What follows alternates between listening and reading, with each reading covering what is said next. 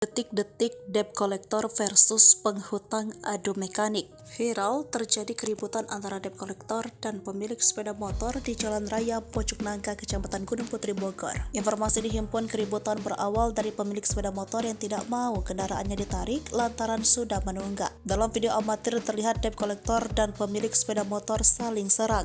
Kedua pihak berseteru, saling melempar batu dan membuat panik warga sekitar. Bahkan wanita yang berada di tengah-tengah pertikaian sempat panik dan menyelamatkan diri. Keluarga pemilik sepeda motor dipukul mundur dan menyelamatkan diri masuk ke dalam kompleks. Bahkan, keluarga pemilik sepeda motor sempat menyuruh anggota keluarga mengambil parang untuk berjaga-jaga.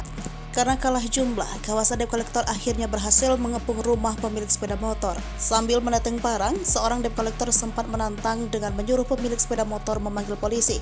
Pada akhirnya kawanan debt collector memilih mundur dan menunda menarik sepeda motor yang bermasalah tersebut.